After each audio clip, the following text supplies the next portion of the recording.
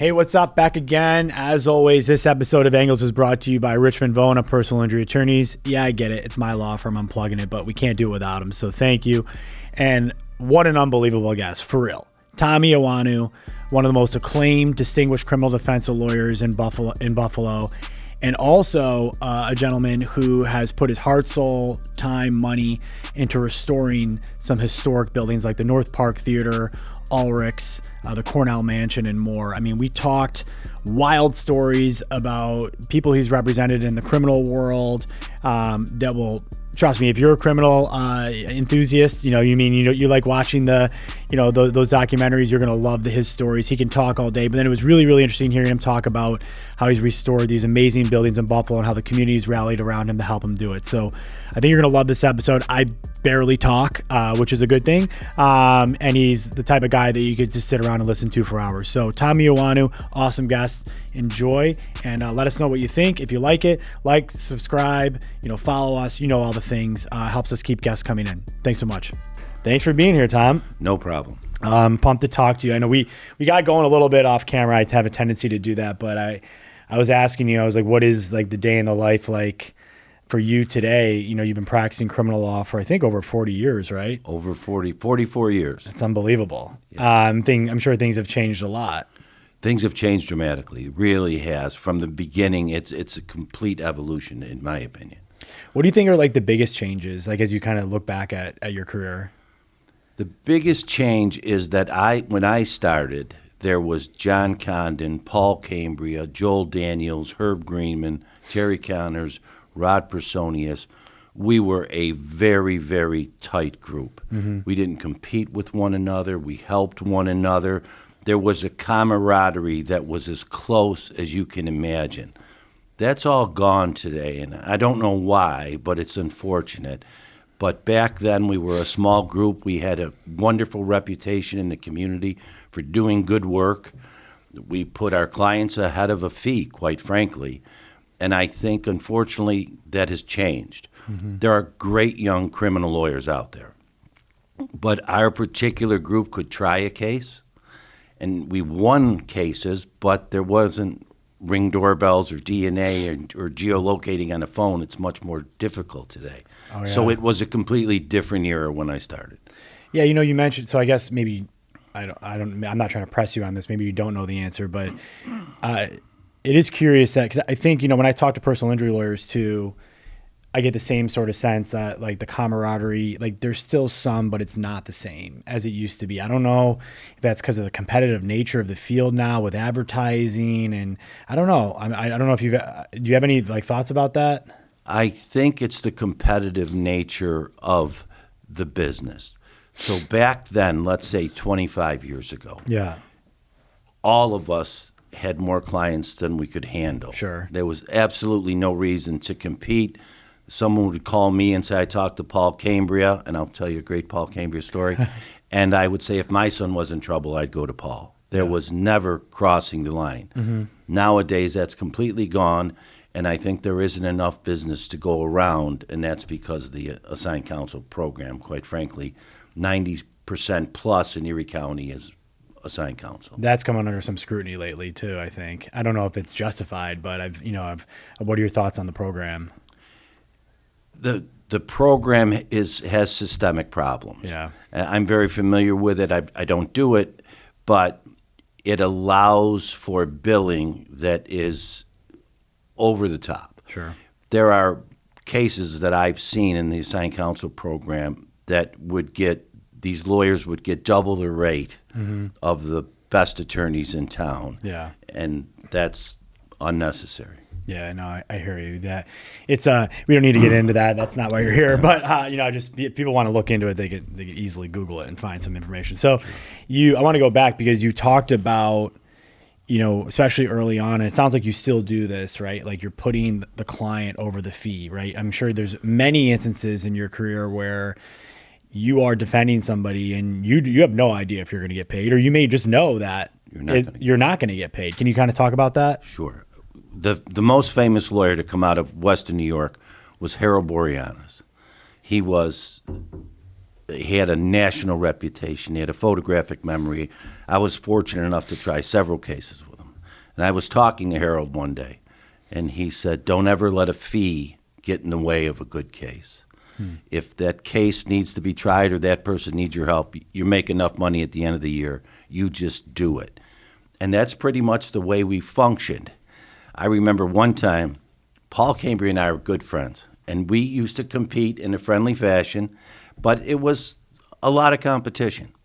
And the vice president of Wonder Bread on Spalding Lake said he murdered his wife.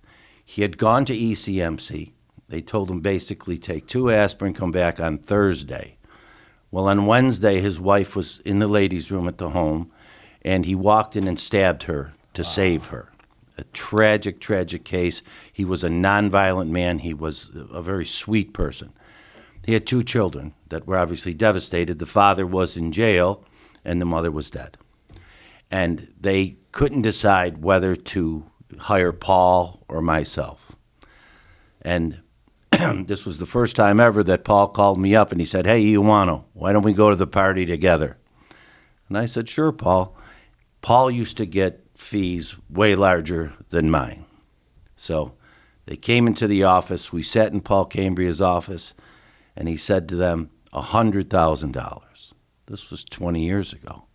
And the family said, the children, that's okay. We need to save our father.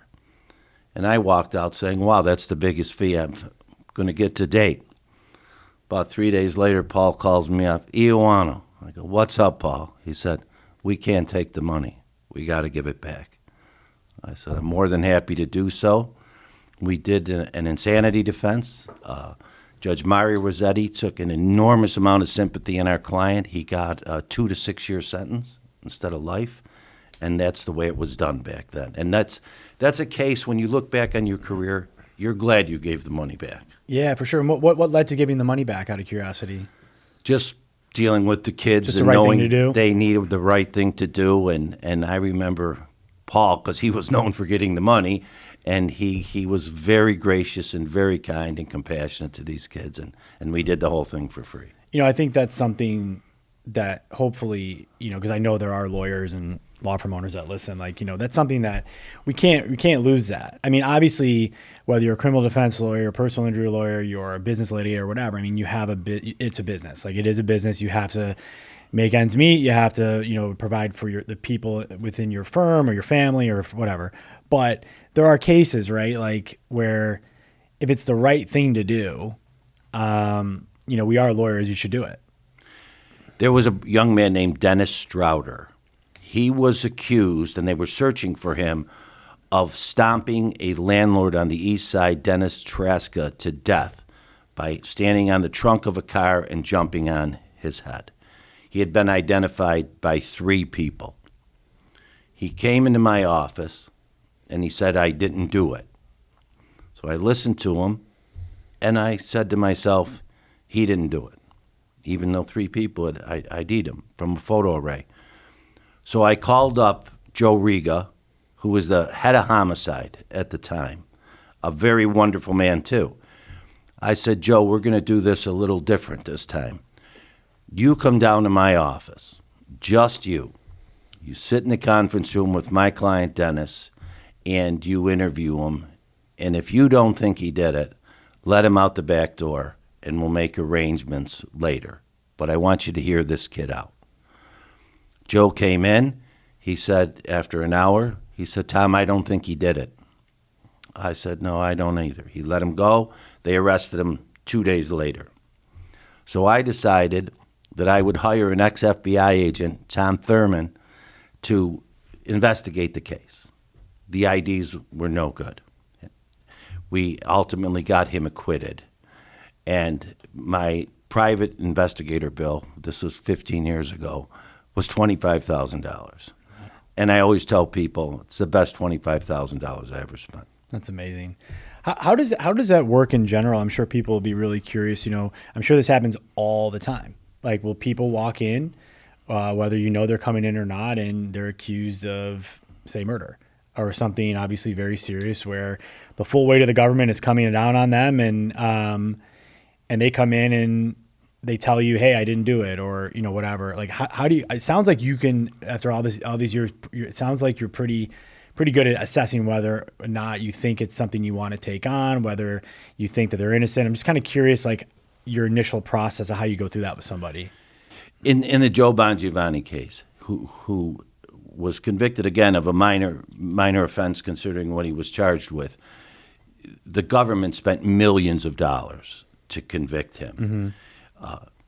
If someone like Joe comes into your office, and I had over 100 cases with Joe, you would love to take that case, but you can't. Right. You'll bankrupt the law firm. So you do make a business decision. I always say in my office, if a black grandmother comes in and she's stuck by their grandson, and the parents are crackheads or in jail, whatever, that one's on us. And I've never looked back, and I've never regretted it. And so but again, it doesn't cost you $1 million. Right. So you have to make a business decision, and you go with your heart. In a lot of cases in the criminal realm, you'll get a case and you'll quote a fee, and the money will run out. Right. But you'll have such a bond or attorney-client relationship that you really, again, you say at the end of the year, I've done well. Right. And you really do what you can do to help people. And when you lose that, the whole profession, I think, changes dramatically, because that's what we're here to do. Yeah, for sure. Are there any, have you ever had instances where people have come to you, whether they check the box in terms of they can pay, and they obviously really need you, they're facing really serious charges, but you've just decided, based on whatever they're charged with, like, this is not for me, I'm not going to represent you? I try not to do that, because I look sort of behind the person. There was a guy in Niagara County, a defendant, and he came into my office. He was a pretty bad guy on paper, and he had shot 2 people. And I was wondering, why he had been in as much trouble as he had for as young as he was. So we took the case, and then we resolved it by way of a plea, and we started to write the sentencing memorandum to go in front of Judge Matt Murphy in Niagara County. I had a brand new employee at the time who was writing. Excuse me. And she wrote, and she said, do you realize his mother has been raping him since he was 8? And that, ultimately, she was arrested for raping him when they found out in the school, and that he actually testified in a trial in Niagara County and put his mother in jail for 15 years. Wow. And I said, you're new, it's fiction. Sometimes clients make things up. You better be damn sure that that's the case before we say it in front of Matt Murphy, the judge. She researched it, and in fact, it was true. And Judge Murphy said, this is the saddest sentencing memorandum I've ever read, and he didn't send him to jail. So when you get a difficult case, you almost look behind it and say, how did this person get here? There was a kid, Matthew Johnson. He was, a federal judge asked me to represent him, and he was accused of murdering a twin in some dispute. And so ultimately we looked into his background. His parents abandoned him when he was 9. He lived in a junkyard for 5 years, never went to school, lived in the junkyard in the winter. Then he would go to drug houses and sling drugs out the window for a place to stay. And some woman took him in because she felt bad for him, and ultimately he was too violent, and she made him leave. But it was one of the saddest cases I'd ever seen. But he was so damaged that we had spent hours and hours in front of Judge Gerace out of Rochester to explain to the judge how sad. When this woman found him, he was completely malnourished when she took him into the house. And we had done, again, maybe 100 hours into the sentencing memorandum. The press was there, and he had shot the twin. He didn't have a beef with the twin. He had a beef with the other brother. And Judge Geraci said, do you have anything to say? And he said, yes, he deserved it. And the judge gave him life. And It was because he was such a mess. Yeah. The fact that he would give that answer was just incredible. But that's how broken a lot of these people are. Well, I was going to say, like, I could tell you have this ability to look past what you see on paper, and you care a lot about human beings. You're trying to dig into, like, why did this happen? Like, this doesn't, you don't just do this. I mean, where does this come from? Is this like what led you into this area of the law? The way I got into this area of the law is interesting. When I was a young lawyer, I was incredibly lucky that the deputy district attorney of Erie County, Al Rainey, who was, when he died, they said he was the gold standard of trial lawyers. He took a liking to me. And I actually was able to move my desk into the first assistant's office. And these are cases people won't remember, but the .22 caliber killer was the first serial killer in Western New York. He had killed a number of people. There was a one-year hunt with the FBI and state police, and ultimately they apprehended Joseph Christopher. And they interposed an insanity defense. I was a young lawyer, and Al and I went to the jail with a psychiatrist to interview him to show that he wasn't insane. We had a tape recorder, which was the biggest mistake we ever made. And he went through how he killed all these people. He was 25 years old. And he said that he heard voices from the TV and he cut the barrel of the gun. And then he said, you know those people that had their hearts cut out in Tonawanda? I killed them. And Al said, how did you kill them? Because the hearts were surgically removed. He said, I'm a deer hunter.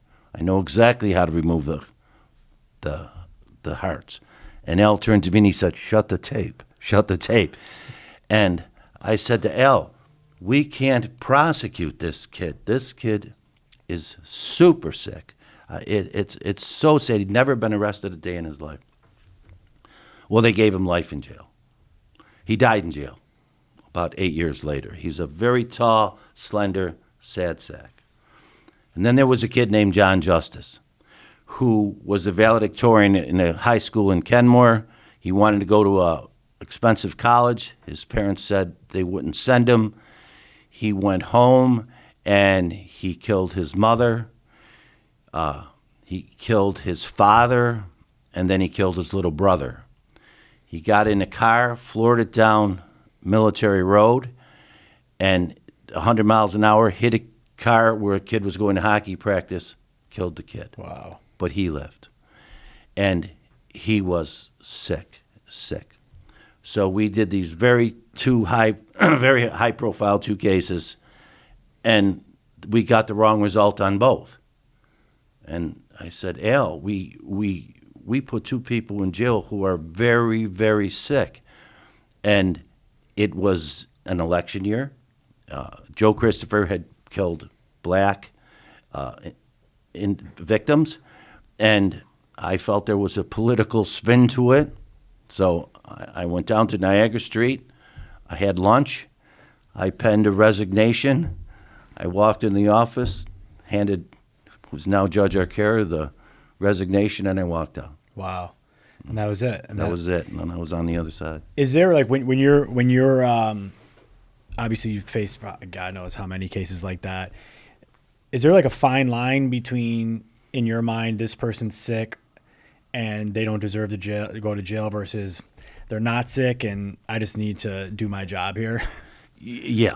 I mean, yes. I mean, defense attorneys by nature have to be compassionate. Otherwise, you burn out. Yeah, for sure. There's tons of great defense attorneys that last 3 or 4 years. But there are a lot of bad people that you represent, and in the back of your mind, you're thinking they're really bad people. I remember my guy I practiced law with, Tony Lana, won a murder case years ago, and he went out and murdered someone else. And that bothered Tony for years. I'm sure, yeah. So I know. I met Tony before, a good guy. Good guy. I know that there was, I can't remember his name, but the officer was McDougal, that a judge, an Erie County Court judge years ago, let a young man out on bail on a gun charge, and he went out and killed a cop. So that is in the back of your mind always, and some of these people honestly do belong in jail. Yeah. And what's out of curiosity? I'm sure you've been asked this a million times, but I think people ask me this, because they conflate maybe with what I do sometimes with criminal defense. Maybe people just they're not in the legal world, but they'll say like, well, how do lawyers, how do you mentally approach that? Like, or why do you represent people who are bad people or are guilty in your heart? Like, how do you frame that in your mind? Is it just like everyone has the right to the defense and the trial, like that kind of thing? We protect the Constitution. Right. We give them the best defense they have. Mm-hmm. And many of them go to jail. And quite frankly, that going in. Mm-hmm. Now, if you get an awful case and you ethically can't do your best, then you don't take it. Mm-hmm. So I was called on the phone one time from a gentleman in New York City. And he said, I liked what you said in the paper about child pornography cases. This is back when the federal sentencing guidelines had come out, and you would get more time in jail for having one picture of child pornography than if you jumped out of the bushes and violently raped a woman. So I had said that in the paper. And he said, I like what you said. He was from New York City. And I said, there's a lot of good lawyers in New York City. You don't have to hire me. And he called back the next day. And what we do as defense attorneys, we'll set a number so high that he'll go elsewhere because he didn't need me. So I said, well, it's $25,000 retainer. This was years ago, just to meet me and have me come down to New York. Next day, I have a $25,000 check overnighted. I go down to New York City, and I meet the prosecutor. She was a woman, and she said, actually, she was on law review from Yale, so I knew I was in trouble from the beginning. I knew it. In fact, I was in her office, and I called my associate, and I said, she was editor-in-chief of the Yale Law Review. No.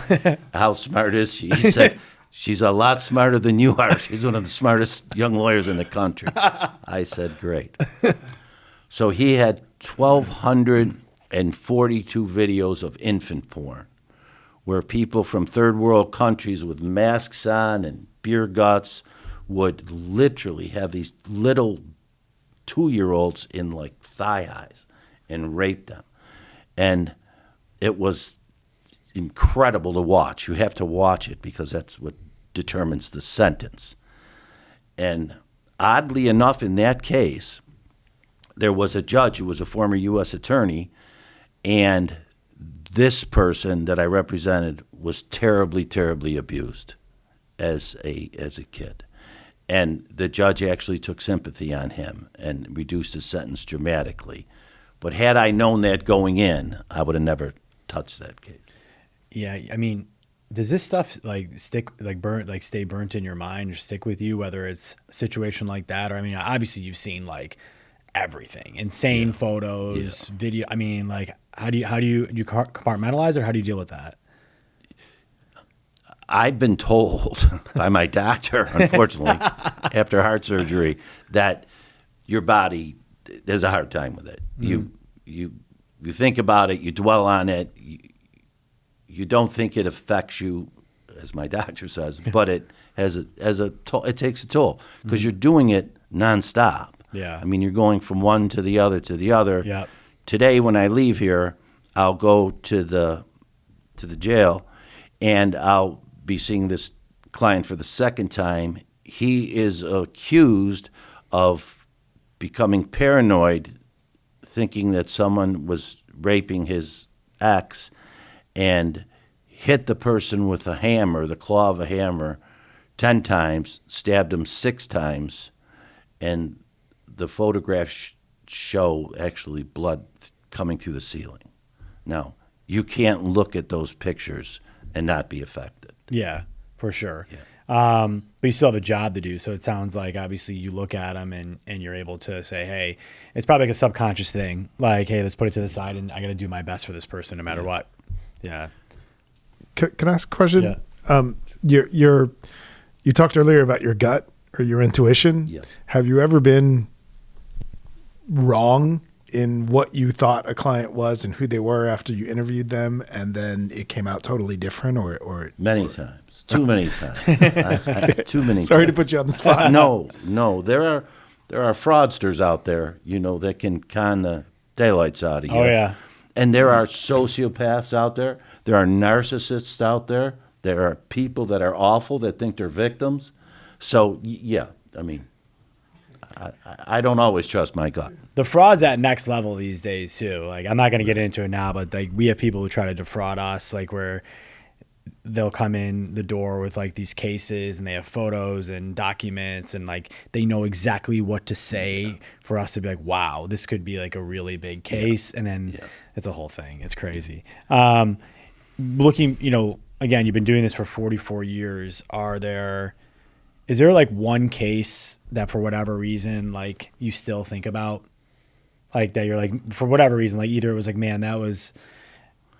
I think about a lot of cases, and when I talk at the law school, I always say at the end of the day, it's not how much money you made, it's if you feel good about yourself and that you saved someone's life, and it really doesn't matter whether you drive home in a leather seat in a car. Right. So there's a lot of people's lives that we've saved.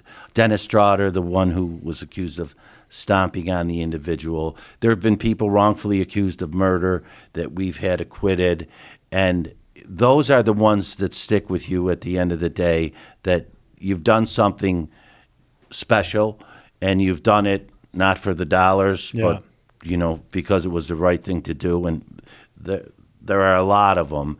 And one of my worries is that I was in Niagara County recently and with an associate, and I felt terrible for this client. I thought he was getting a bad deal. He had fired his other lawyer and hired me. And we had worked, and I had worked and worked and worked. I had a pretrial conference with the judge that I had rehearsed my little speech 6 times. And the judge started out at 3.5, and we got the judge to 8 months. So I got in the car. I was on Transit Road. I said, he's a great guy. We worked so hard, so many hours, but it worked out. And the associate said, yes, my generation doesn't care that much about people. And I said, that might be true, but. How do you've talked about, cutting deals and kind of a little bit of your process, especially if there's a real serious backstory that people need to understand about why this person maybe did what they did. How do you make a decision to either try to cut a deal or, hey, we're going to verdict, we need to go to trial? It's after this many years, you know a good case from a bad case. And after this many years, the most important thing in this practice as a criminal lawyer, because a lot of people have a low opinion of a criminal lawyer, is your credibility with the judges and the prosecutors. Yeah, that's everything. It's everything. So I believe that I could walk into Mike Kane, the district attorney's office, or talk to any of the assistant United States attorneys and say, this kid needs a break, or hear me out, and they'll listen. And the reason I may get what I want, because I don't go there when I shouldn't. Right, yep. So, if you're full of crap, quite frankly, and you go in and you pitch it, you can never go back again. Yeah, that's an important lesson, especially for young lawyers here. I mean, especially in a smaller community like Buffalo, right. Word travels fast. And if you are known to be highly credible, it can go a long way for your clients. It goes a very long way. Yeah. It really does. I talked to a prosecutor last week, and it was a federal practice, a mandatory minimum. And I said, Tim, just get me under the mandatory minimum and we can do this. He's never been arrested before. Now, we ended up going all the way up to the supervisors, and what Tim said to the supervisor was, look, Tom knows a good case from a bad case. He knows this isn't a good case, but he's not asking for a ton. Let's just give it to him because that's the way Tom operates. Right. And I was fortunate enough to get it. So I want to actually transition, but into a lot of the amazing work you've done restoring, I think, maybe like the North Park Theater, Ulrich. I want to talk to you about that. But one last question for now about this, because I would talk to you for 5 hours about this stuff. So I don't want to do that to you. But, when you do have a case where you just know, okay, like we need to cut a deal. We're going to get you the lowest sentence we can, but you are going to prison. How do you prepare somebody for that? I mean, I got to imagine they're asking you, like, what is prison going to be like? Where am I going to be? What do I need to worry about? What do you tell somebody in that situation? The most important thing when you're in that situation is honesty. If you, like too many lawyers do, sell the lawyer a bill or the client a bill of goods and then segue to you're going to state prison, it's not going to work. Mm-hmm. They will come into my office, and again, I'm only a criminal lawyer. That's all I do. Yeah. It's just a tiny slice of being a lawyer. So I can look at it and say, this is difficult. This is difficult. This is the sentencing range. This is going to be our first conversation. The high end of this thing, you're looking at 15. I'm not going to lie to you. I can see a good search from a bad search a mile away because I've done it for so long. It's a good search. You're probably going to state prison. Mm-hmm. Now, you can go to another lawyer, and he can tell you otherwise, and he might be right, he might be wrong. But I'm being honest with you, and I want to make sure that you don't do one extra day in jail. Mm-hmm. So let me do my job. Let us use mitigation experts. Let us pitch the deputy district attorney or the DA, whoever we have to pitch. And yes, you'll go to state prison, but you won't go for 15. Maybe you'll go for 3. Yeah, got it. Okay, so I want to hear you talk about how you got into restoring buildings, because I think it started, did it start with your law office? And you tell the story. You tell about it. Yeah, I think it may have started with I've been doing it for so long. I love historic buildings. My mother was an interior decorator. My wife is the artsiest person in the world. My father-in-law was a contractor. Okay, so there you go. It just sort of fell into it. The Cornell Mansion I bought in 1992, and that's when Delaware was not so nice, and downtown was where the lawyers were. And I went in and I saw the building and I fell in love with it. I fell in love with the history, which I could tell you, and there was Barton Photography Studio there, and it's been there forever, and most people had their high school pictures taken there. There were 7 partners. So I said, okay, gentlemen, what would you take for this building? It's 6,000 square feet on the 2 floors, 3,000 square feet more on the 3rd floor. They said $150,000, no less. I said, okay, I'll take it. And everyone said to me, boy, you're crazy. You're dumb. There's nothing going on Delaware Avenue. Why would you pay $150,000 for that building? And we restored it. And it's a great story with that building because there was a doctor, Stephen D. Cornell, and he was a Berlin-trained surgeon. And that was Millionaire's Row, the richest block in America, for about 3 weeks. And he was the runt on the street, and he built this with a stage on top.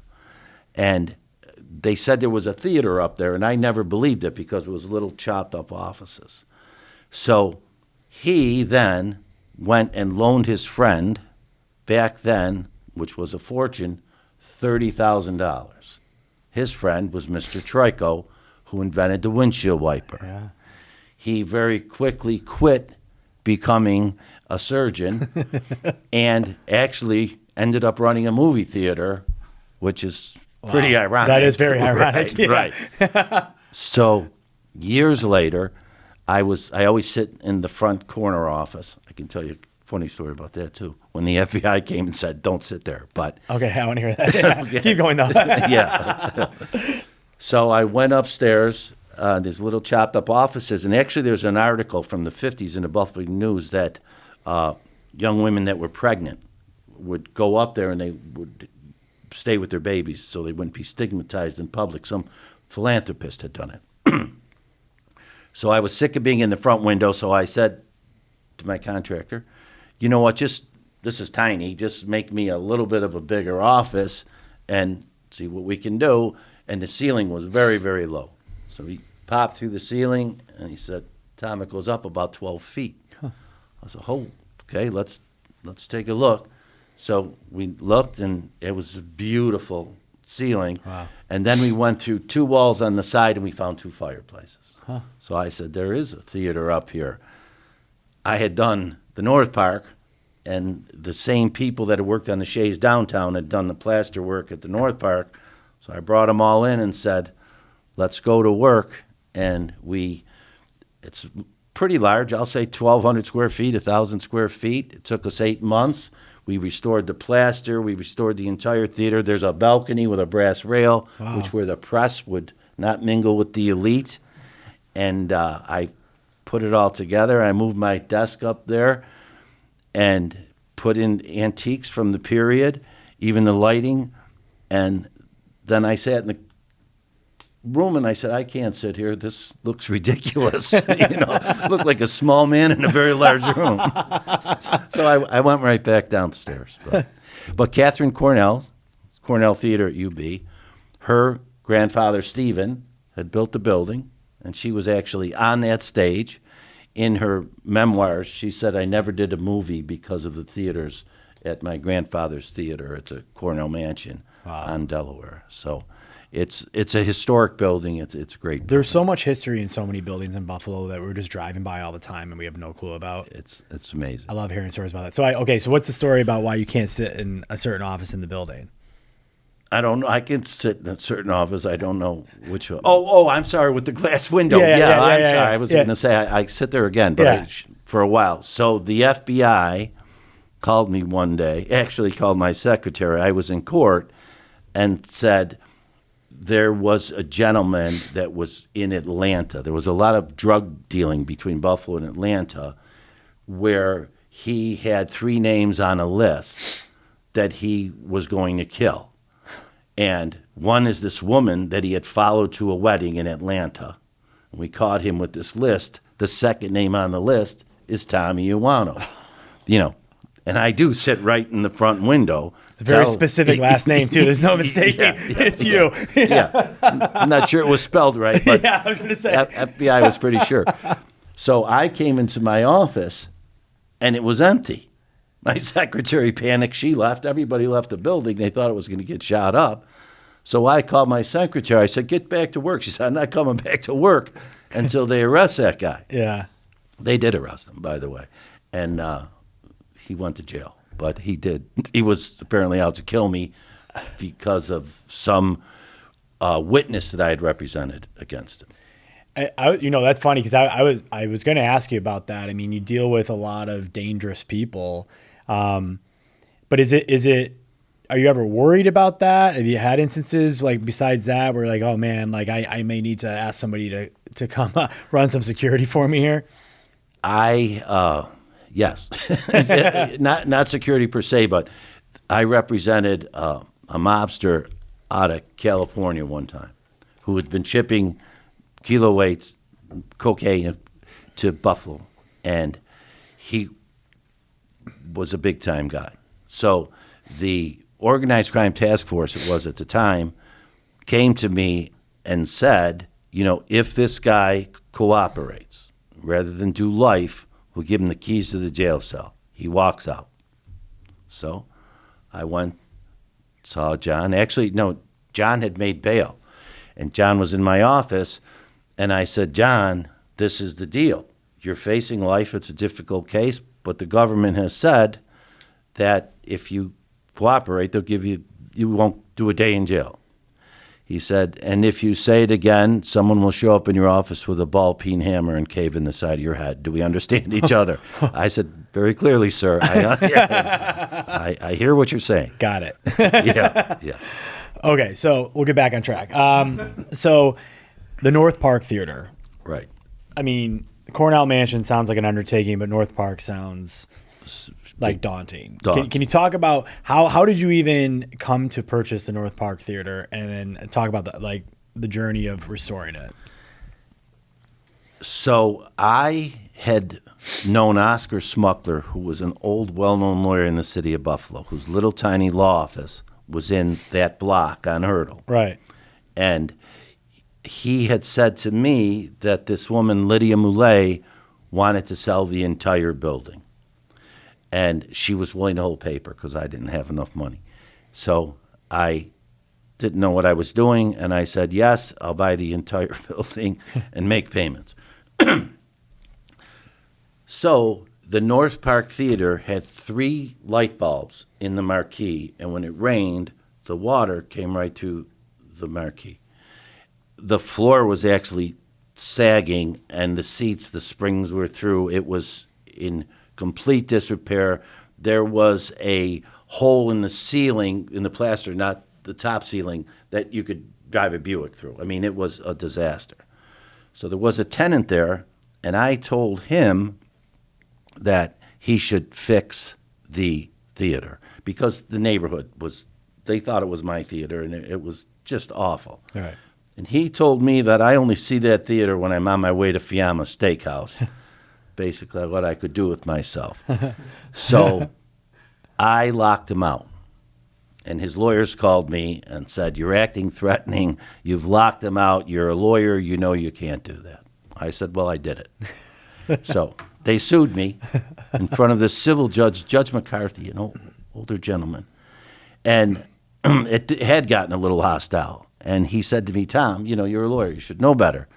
I said, well, I should, but I don't. And you may end up sending me to anger management, but I'm not letting him ruin that theater. Yeah. So I said, how about this? You come to my theater and you see it. He said, no, but I'll send my clerk. He sent the clerk to the theater, and the clerk said, oh, my God, what's being done to that theater? Mm-hmm. So I got the theater back. I don't even go to the movies. So I have this theater. So there was original paint on the walls. Everything was original. So we found this guy in California who knew about theaters, and he was fascinated by it. He flew in and said it's probably the most virgin theater I've looked at in 30, 40 years. Okay? I don't have the money to fix it. So I'm sitting in a coffee shop on Hurdle Avenue, and Mike Cristiano, who owns Left Bank, comes in, and we're having coffee. And I said, Mike, Ralph Lauren actually called me, and they'd like to see the theater, maybe flatten the floor and make it like this crazy retail space. I said, I think the community, which I'm part of over there, North Buffalo guy, they might run me out of town, but I don't know if they're interested or not, but they called me. So Mike Cristiano says, we have to save the theater. So, Mike, we don't have the money, we don't have the know-how, we don't have anything. We have no shot at doing this. Then he knew the theater. He loved the theater. He said, let's do it. I said, okay, we're going to go bankrupt, but let's do it. So we went. We had our little checkbooks the next day, went to the bank on Elmwood and Delavan. We each put $80,000 in the bank. So we said, okay, Flex Loom had actually built the original marquee, which, by the way, was bronze and square. Fabulous. It's the only thing that's not original. So we went there, and was $75,000 to get started on the outside, just to get going. On the marquee. Half the money's gone. Yeah, half the money's gone. So we said, this is, not going to work. And I think we blew almost all the money before we got inside. In fact, I'm sure we did. And there was a gentleman, his name was John Rupp, I think, from Rupp Reynolds. And he was walking by, and he sees that Flex Loom is fixing the theater and the neon. And he said, you boys going to save this thing? It's a hell of a good thing you do for the community. We said, we're going to try. And he said, I got the marquee. Let me pay for the marquee. Oh, that's awesome. We're like, wow. So we got inside, and there were the 2 frescoes, the 2 fabulous paintings in the theater. And we were trying to restore them with a company called Swiatek Studios. They're from Hamburg, but they're one of the finest restorers of theaters and churches in the country. So we had them up on the tower. It was a makeshift tower. We had 65 feet up in the air with no permit, trying to clean the nicotine off the frescoes. Oh, yeah, it's probably so much. See the paintings. So Mr. Kessler came in, and he said, those were done by Raphael Beck, who did the logo for the Pan Am expedition. He's a famous artist out of Lockport. He said, I love the artist. I'll pay for that. That was $75,000.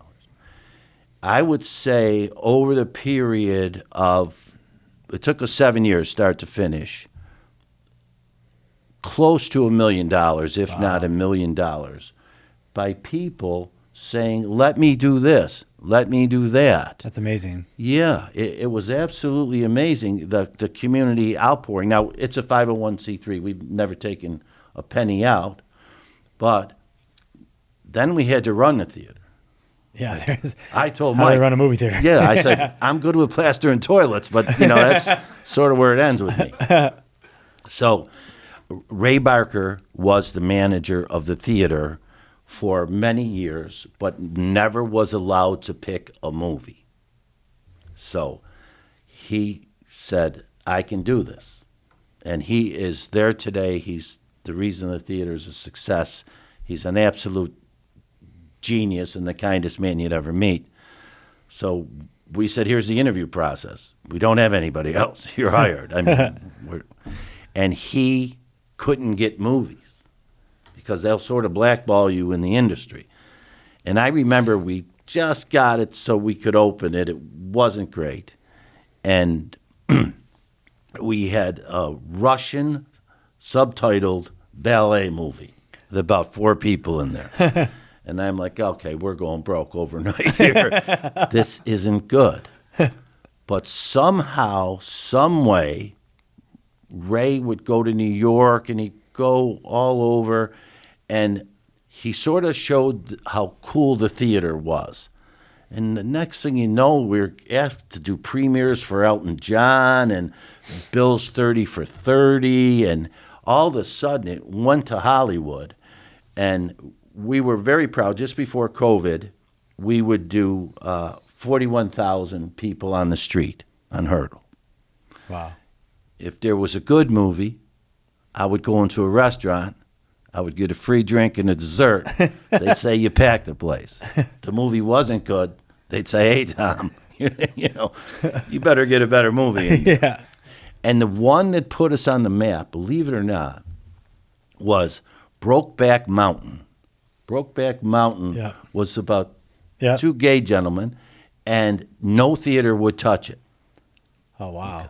So let's say a ticket's $9. We have 607 seats in our theater. A lot of times there's 30 people in there at a matinee, whatever. We did 607 seats 3 times a day for 3 weeks. Wow. We did some money. That's incredible. And then Regal came in and yanked it because they have the screens and they have the power to, their contract or not, they yanked it. And then we had The Last King of Scotland, almost back to back. And that's what put us on the map. And again, we did 41,000 just before COVID. And it's been a great experience. So that's the original Shea's Theater in the city of Buffalo. Michael Shea was born in Ontario, but he came down to South Buffalo. He was a bridge painter. And the Irish were always dirty and didn't have a nice place to go. So he wanted to open a saloon to entertain them where they could actually, in his words, get cleaned up. And they would go to the saloon that Michael Shea opened up. He had an 8th grade education. And the saloon was successful, and then he wanted to bring in vaudeville and plays. And he brought in vaudeville and plays. He became very successful, and he started the Shea's Theaters. And his theory was, I want to build them in blue-collar areas. I want them for people who work hard, not the professionals, not the elites, and I want to keep the ticket prices low. This is for the masses. So North Tonawanda has one. We have one, Shea's Downtown. He ended up doing them from New York to Chicago. Well, the Depression came. Mm-hmm. And he said, I refuse to lay off an employee. I will not raise a price. I will not lay off an employee. I am standing by my principles. He died bankrupt. But when he did our theater, he was dealing with Tiffany and Lafarge and all these fabulous people. So when the screen, when I first bought the theater, it had this huge screen in it, and it was cutting into the cornices with this beautiful plasterwork. And there was this mural behind it that no one had seen since the 70s of the ballerinas. So I said, that'll be my project. I raised $50,000. Oh, I think I paid for it. And I raised it for myself. I gave it to Swiatek Studios. And when they did that fabulous Art Nouveau dome, which the plaster is 3 feet thick up there, wow, they painted it like they were painting the side of a barn.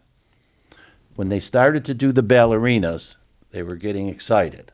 And I'm like, I don't get it. So they said, Raphael Beck never painted a ballerina before, and he never used pink. So I said, what is it? Because it goes across the whole stage. And they said, it's very valuable. So I brought in a curator or someone, and I said, how valuable is it? And they said, $450,000. So we were, not that we're ever going to chainsaw it out and put it on eBay, but it's there. But and then we did the foyer, which was $350,000 because that was a very low ceiling, and then we put that back. But maybe the greatest hidden treasure in the place was, again, I was in a coffee shop, and somebody who was in architecture or something at UB said, there's a massive stained glass window in there that somebody put encased in cement like 50 years ago for heat. And I said, I don't think so. So at the time, there was the low ceiling, then above it was some boards, but they weren't nailed in.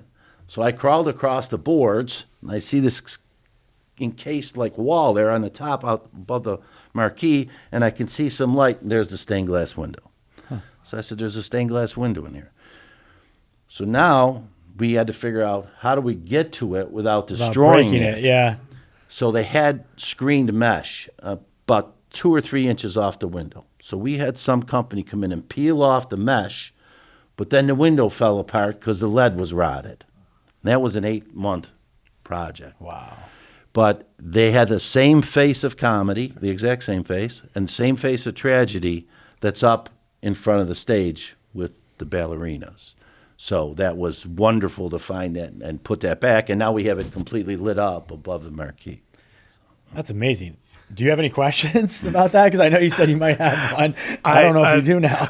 I mean, a movie I produced premiered there, the For the Love of Buffalo, the 43 North film. Yes. And so thank you, first off, for creating problem. a space for that. But no, just, I guess, for all the ornate architecture of the wood carvings, and I don't know if it's plaster or wood. It's a plaster. Yeah. So, I mean, did you have to have artisans come in and retouch those and fix those? And how long was that process? Swiatek Studios did that.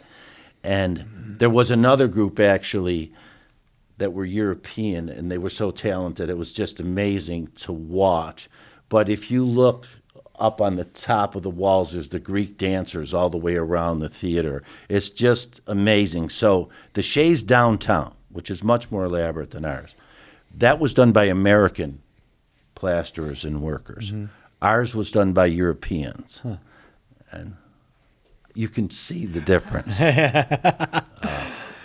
But it was an absolute labor of love, because where do you get to do something like that? That sure beats rehabbing a condo. Yeah, it's amazing. I mean, yeah, it's just amazing. When did you ultimately finish that? Was that about 4 years ago? I think we did the foyer, the front, and now we're redoing in the same historic fashion the men's room upstairs. Okay. And we're just starting that project now. So you also tackled Ulrich's, which I believe is the oldest tavern in Buffalo, right?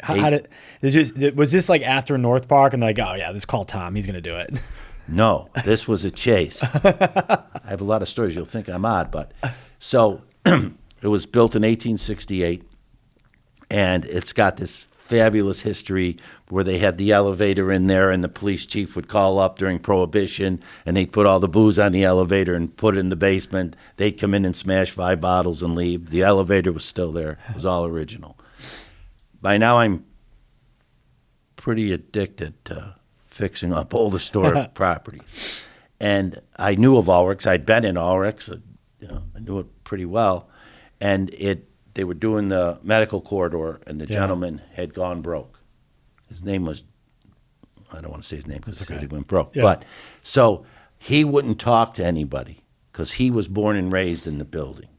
And he was devastated that he was losing this property. I mean, many people approached him to buy it.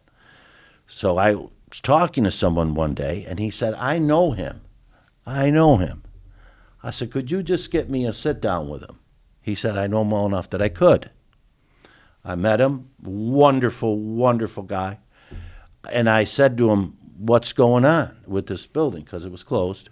And he said, they're looking for my car to repossess it. I'm about to be evicted, and I'm so far behind in child support, I think it was. So I said, how much are you behind? He said, I'm behind $18,000. I said, okay. You know what it's worth? He said, yeah, I know what it's worth. I said, okay, I'll pay it. So I wrote a check for $18,000. I said, you know what, I'm going to take a gamble here. I said, just don't screw me when you go to sell the building. If you want to screw me, you can. I'm not asking you to sign anything. Mm-hmm. But, we both know the same guy. Let's do this. He was 100% a man of his word. And when that building was finally to be sold, he said, no, Tom Eoannou's getting that building. And that's how I ended up with Ulrich. So I love it because Babe Ruth, drank at the bar, and they're Civil War soldiers. Actually, that had been in the Civil War, there used to be like a military group that would drink in there. The gentleman that sold it to me could tell you more stories about famous people. It was just incredible. And the back bar used to have, I think it was a food dispensary, a food restaurant to be able to have a brewery. Well, that came from the Genesee Hotel. That back bar, it's a very, very beautiful, famous back bar. And they brought that over in like 1912 over to Ulrich's. So that was another one that was just wonderful. Are there any other projects you're working on now or that you have your eyes on and you hope to work on? If you can say. Yeah, what I've been doing, and I've done more than Ulrich's in the North Park at Cornell, but sort of a cute story. My wife and I have friends in Florida, in Anna Maria Island. So we went down and thought, when we retire, maybe we'll get a place down there and we'll Airbnb it in the meantime or rent it, whatever, but we'll have a place. So we went down to Anna Maria, and it was very expensive. $1,500 a square foot for a cinder block ranch house. Yeah, it's crazy. But right across the bridge is a place called Bradenton. So you go over the causeway and you're in Anna Maria. So this was 2022. Market was hot as could be. I've been looking at real estate for 40 years. I see one. After looking at 1,000 online, I say, that's it. I hit it. Subject to inspection. I buy it online. Again, my wife is very artsy. I go down there with the realtor. I'm one day late because of a storm in Buffalo for the inspection period. I said, my wife won't live in this house. Not a chance. Can I have my deposit back? I said, no, you're one day late. I said, okay. Buffalo snow got me. I said, look, my wife is super artsy. We do stupid things. We like to restore things top to bottom. We're not going to a country club. We're not going to a beach. Put a roller in our hands, and we're happy. She said, I have one, but I have to tell you it should be torn down. I said, perfect. Show me. Long and short of it, she drives me to this house on Riverview Boulevard, which is the historic section of West Bradenton. She said, this woman is an artist in the Smithsonian Institute. She did the fountain, this huge fountain in Sarasota. very famous lady. 4 years ago, she walked out, left her clothes, left her shampoo, but she spent 40 years putting the ceramic artwork in the outside of the house and on the walls, and it's walled, and on the walls. Incredible. I mean, when we're done, I'll show you guys some pictures. 1948, shot. Roof is shot, kitchen shot, bathrooms are shot, everything is shot. So we've been restoring this as like our final restoration project, and all the art is there. And everyone in the city of Bradenton knows that house. They say, oh, that's the ceramic artist's house. So that's the one we've been working on. We've been working on it 3.5 years. We're rounding third base now, I hope. Yeah, it's amazing. Yeah. So we're getting towards the end here. Just out of curiosity, I mean, you've lived in Buffalo your whole life. You've seen the changes, the ups, the downs, whether it's with real estate or we were talking about the changes in criminal law or just in the neighborhoods. What do you think about where Buffalo is now, and where do you hope to see it go maybe in the next 5-10 years? I'm very worried. I'm extremely worried because I've seen this when I was a young man. When the landlords in this town are broke, the city's broke, and that's a recipe for disaster. When you're a landlord, my friend's a landlord on a nice building. He used to make $217,000 a year. He now makes less than 20. Wow. Because of the electricity, the taxes, the insurances have gone crazy. The cost of materials, God forbid, you need to do an electrical job. So when the city is broke and then says, well, we're broke, so we have to get 19% from the landlord's broke too, and he can't turn that to the tenant, the commercial tenant, because he's struggling too. Yeah. So we're in a very difficult spot. I have friends of mine who are much larger developers than I am, and they're all saying, Tom, what do you want to buy? So I'm worried. I know Sean personally, the mayor. He's doing every possible thing he can. I know him because my daughter-in-law is chief of staff. Gabriel Harrington, yeah. And they're doing what they can, but what can you do? Right. I mean, you see it. A lot of people, Doug Jamal, he came in. And now he's out. He's out. Yeah. I think Sinatra's doing a lot in Florida. A lot of people came in, and they're no longer doing it. So I'm very worried about the city. I don't know that the commercial part is going to survive like it should. Restaurants clearly aren't. Yeah. Office spaces everywhere. Mm-hmm. So we're in for some tough times. Yeah, for sure. Well, hopefully things get better. I mean, we're committed to keeping our business downtown and continuing to build. So, and hopefully others are as well. But it is sad though, especially when you see all the restaurants leaving, and whether they're just out of business altogether, or they're going to the suburbs, and no knock on the suburbs, but we need like that vibrant city. Yeah, we do. All right, so I promised you in the beginning, and this is the last part, because I literally could talk to you forever. You're probably going to have to come back again if you'll do it. No problem. I got a couple quick hits just because these are the things that people ask me, and I'm like, I have no idea. Like, I'm a personal injury lawyer. I'm not a criminal defense lawyer. There's just a few. And these might be quick answers. But, all right, you're completely innocent, but the police say, hey, we just want to talk to you and ask you a few questions. You talk to them without a lawyer? Never. You don't even let them talk to the person, to the officer. You proffer as an attorney. But I can tell you, when we do cases as criminal lawyers, 99% of these people are guilty. Yeah. And, if they get convicted, they get convicted. But when you got the innocent guy, that's when you worry, because now it's on you. Now it's your talent. Now it's your hard work. Now it's your crossing your T's and dotting your I's. When an innocent guy goes to jail, that's what bothers you. Yeah. Okay. And when are police allowed to search your car if they pull you over? The police are allowed to search your car, first of all, under a case called Ingle. They need probable cause to pull it over. Mm-hmm. Then if they make an arrest, they can do an inventory search on your car. they see contraband inside in plain view, they can do a search of your car. If you give them consent, they can do a search of your car. The cops nowadays, what they do is they say tinted windows, we have a right to impound it, and that's a ruse to go and search your car. So it's a very, very complicated area of law. Yeah. Where we have our success as defense attorneys is with the automobile warrantless search, because it's very nuanced. It's not like a judge signing a search warrant. It's an officer just going in. So, okay. Last one. You're placed under arrest. What do you do? Shut your mouth. Shut your mouth and call your lawyer. It's inconceivable what people confess to. I mean, it's mind-boggling. It really is. So when the officers say, I'm giving you an opportunity to help yourself, shut up. It's not a good idea. Not a good idea at all. Awesome. Well, Tom, this was amazing. Thanks so much for doing it. Appreciate your time. Anytime, John. Thank you. Anytime. Appreciate it. Okay.